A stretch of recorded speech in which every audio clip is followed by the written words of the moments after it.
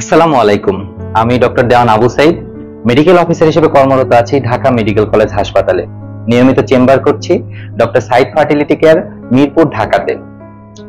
আপনি কি জানেন, গর্ভধারণের জন্য শুধু শুক্রাণুর সংখ্যা নয়, অনেক সময় শুক্রাণুর গতি বা চলার ক্ষমতাই আসল কারণ হয়ে দাঁড়ায়।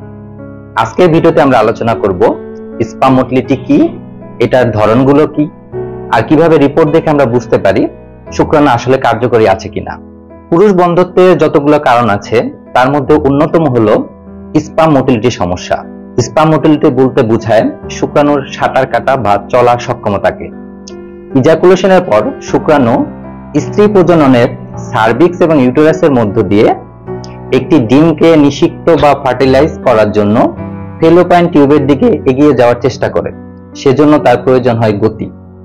শুক্রাণু যদি এক জায়গায় দাঁড়িয়ে থাকে কিংবা সামনের দিকে না আগায়, তাহলে তার দ্বারা গর্ভধারণ করা সম্ভব নয়।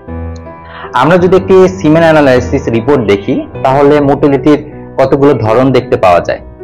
যেমন ফার্স্ট প্রোগ্রেসিভ মোটাইল, এরাই হলো সবচেয়ে কার্যকরী শুক্রাণু। এরা সোজা পথে এবং খুব দ্রুত গতিতে সাঁতার কাটতে পারে। স্লো প্রোগ্রেসিভ মোটাইল, এরা সামনের দিকে আগায় কিন্তু গতি কম, গর্ভধারণে কিছু ভূমিকা রাখে কিন্তু কার্যকারিতা কম। নন প্রোগ্রেসিভ মোটাইল, এরা কেবলমাত্র কাঁপে বা নড়ে, সামনের দিকে এগোয় না, এদের কার্যকারিতা নেই বললেই চলে। নন মোটাইল, এরা একবারে নিষ্ক্রিয় শুক্রাণু, এদের দ্বারা গর্ভধারণ অসম্ভব। ওয়ার্ল্ড হেলথ অর্গানাইজেশনের গাইডলাইন অনুযায়ী প্রোগ্রেসিভ মোটাইল স্পাম কমপক্ষে 32% হওয়া উচিত, আর টোটাল মোটিলিটি 40% বা তার বেশি হলে স্বাভাবিক হিসেবে ধরা হয়। এর থেকে কম হলে একে অ্যাস্থেনোজোস্পার্মিয়া বলা হয়। মোটিলিটি কমে যাওয়া বা অ্যাস্থেনোজোস্পার্মিয়ার কিছু কমন কারণ রয়েছে, যেমন ধূমপান বা অ্যালকোহল সেবন, মানসিক স্ট্রেস, অপুষ্টি, ইনফেকশন, ভেরিকোসেল, অতিরিক্ত গরম পরিবেশে কাজ করা।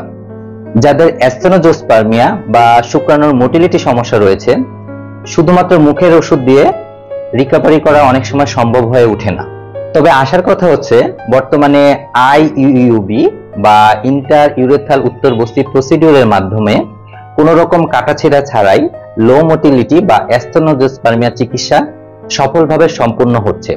আপনাদের যাদের মোটিলিটির সমস্যা রয়েছে, তাদের জন্য আইইউবি হতে পারে one of the best treatment protocol, যার মাধ্যমে মাত্র 3 থেকে 5 মাসের চিকিৎসায় আপনি সম্পূর্ণ সুস্থ হয়ে ন্যাচারালি এক বা একাধিক বাচ্চা কনসিভ করাতে সক্ষম হবেন এবং পরবর্তীতে আর কোনো চিকিৎসার প্রয়োজন হবে না। তাই আমার পরামর্শ হচ্ছে, যারা সিমেন অ্যানালাইসিস রিপোর্টে লো মোটিলিটি, নন প্রোগ্রেসিভ মোটিলিটি বা টোটাল মোটিলিটি কাউন্ট কম পেয়েছেন, যে কোনো ধরনের চিকিৎসা যাওয়ার পূর্বে আইইউবি হতে পারে আপনাদের জন্য নিরাপদ, স্বল্প ব্যয় এবং স্থায়ী চিকিৎসা পদ্ধতি। ধন্যবাদ।